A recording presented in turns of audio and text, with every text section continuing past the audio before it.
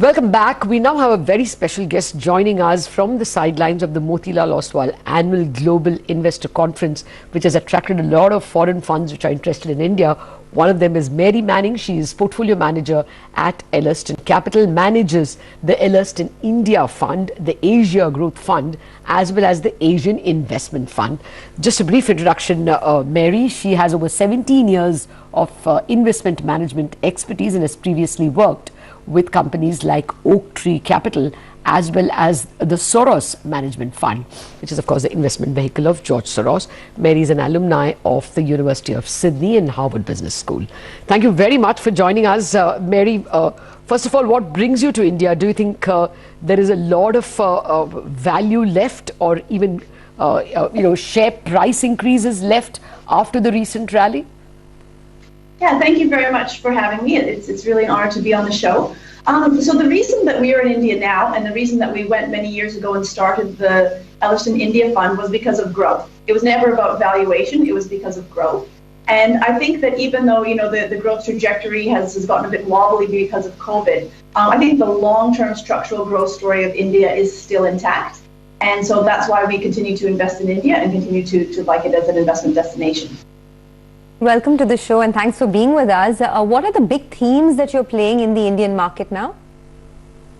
So it's a really good question, because we've had to jig the portfolio a little bit since COVID. Traditionally, the portfolio has been very focused on financials, because if you look around the world, there aren't very many financials outside of emerging markets like India that have the sort of loan growth and opportunities for increased credit penetration that the Indian banks and the Indian non-bank financials have. So traditionally, we've had a large proportion of the portfolio in that sector. But frankly speaking, right now, I don't think there's enough visibility in that sector, given the potential asset quality issues that are going to come out post-COVID, to have very big weighting towards financials. So right now, we have a lot in consumer, particularly staples. I'm not playing any of the sort of recovery plays. It's mostly staying in staples like Hindustan Unilever and Nestle. I do have a very large position in Reliance. That's about 16% of my fund, so that's a very significant investment there. And we do like rural plays.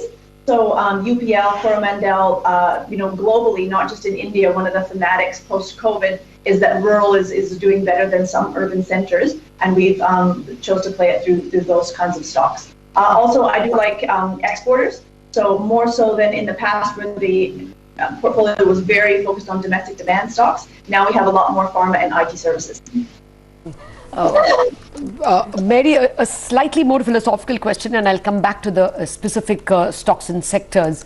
We just had a gentleman from Macquarie telling us that India was always a higher valuation, a pricier market, but that was justified because there was growth. Now, growth is not really materialized, not at the GDP level, and sometimes not even at the earnings level in India for the last several years. Is that a bother now? Yeah, that's a very good question, and I do get asked that a lot by our investors. So I think that there's two things. One is on the macro side. I think people just need to sort of readjust their estimates down. So my personal view is that India is not going to be growing at 7-8% and some of those very high numbers that were projected previously. But even if India is growing at 5 to 5.5%, that's double than what you're getting in in developed markets. And Australia growth, even post-COVID, it won't get back above 2%. So for foreign investors who are still looking for a growth story, it may not be the 7-8% people were anticipating, but it's still going to be multiples higher of what you're getting in other markets. And then with respect to the gentleman's question about valuation, so I actually look at PEG ratios more often than I look exclusively at PE ratios, and I also look at price to book in the context of ROE. So the interesting thing about the Indian market is, even if you look at growth after if you look at growth figures and the PEs, the PEG ratio is still only around 1 time, which is actually much more attractive than what you're getting in other countries in the world. Developed markets who say maybe are trading at 18 to 20 times PE and they're only growing at single digit. That's a PEG of 2. So if India, overall corporate profits can grow at double digit and the P is at, high teens, you're still getting a much better valuation than you are in some developed markets. Okay, so let's get back to our talk about stocks then, because I think that's what the viewers are interested in the most. You were talking about the domestic consumption plays. Do you like any auto stocks at all, either commercial vehicle makers, two-wheelers have done really well, or any of the rural plays like tractors? Yeah, so we do like Maruti Suzuki, and that is a stock which has been in the portfolio since inception. So that is a long-term holding. Obviously, we've had larger position sizes, as things have changed. Mahindra & Mahindra is a stock that we've invested in the past, and obviously that's a very good rural play.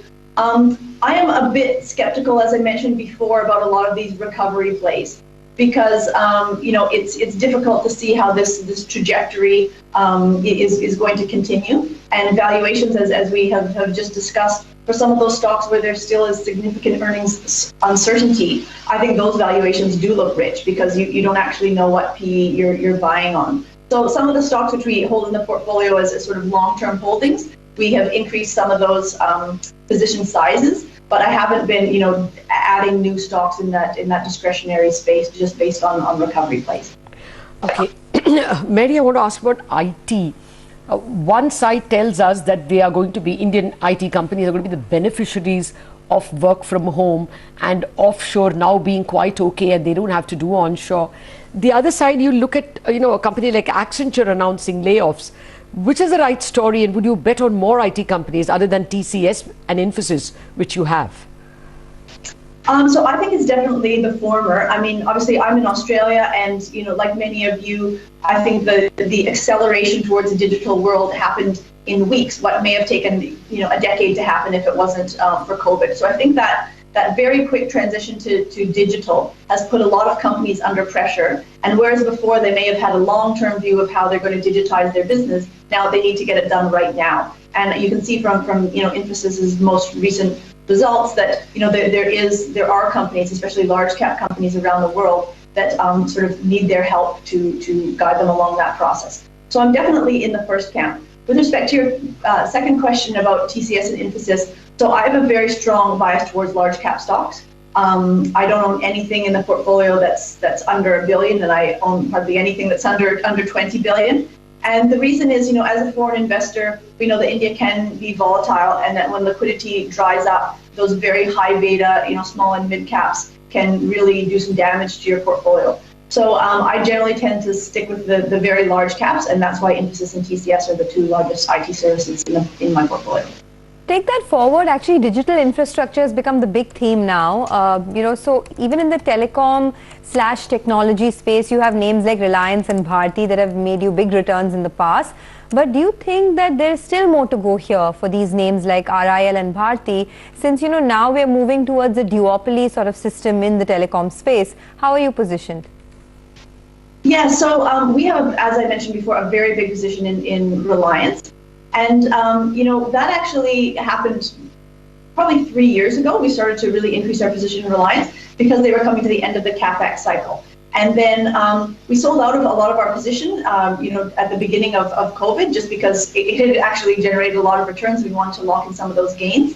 And then we bought back into the stock around 950. And obviously now at over 2,000, that's been a very strong gain. So we are trying to, exactly what the question that you asked is there upside from here? I think obviously the spin-off of the Geo business and potentially retail will unlock a lot of that sort of hidden value in terms of some of the parts. From our perspective, all the funds that I run have very, very strong ESG criteria. And for us to have an energy, is still labeled an energy company at 16% of the portfolio is a problem from an ESG perspective. So I think the sooner they can spin off those new economy businesses and leave energy on the side, I think that will bring a whole sort of new focus on what the businesses are, and it will make it a lot easier for funds like mine that have ESG criteria. In terms of digital infrastructure, I have a very strong preference for Reliance over Bharti. Okay, I'll squeeze in a quick last question. Two-wheelers, I see Maruti and M&M. I don't see any motorcycle makers in your portfolio. No, I don't have any two-wheelers. As you mentioned, those stocks have gone up a lot, so it has been a sector that we've missed. But our preference is to stay with passenger vehicles, and particularly at these sorts of valuations, I think we've probably missed that trade, and we'll look for a better opportunity to get into those kind of stocks. All right. Mary Manning, it was a pleasure listening to you. Thank you very much. And since work from home and digital works well, we hope to touch base with you when you are in Sydney as well. Thanks a lot for joining us. Absolutely. Thank you so much. Okay. Well, on that note, we'll have to wind up on Bazaar. The markets are still very cheerful for the bulls, so lots of ideas lined up for you on Chartmaster.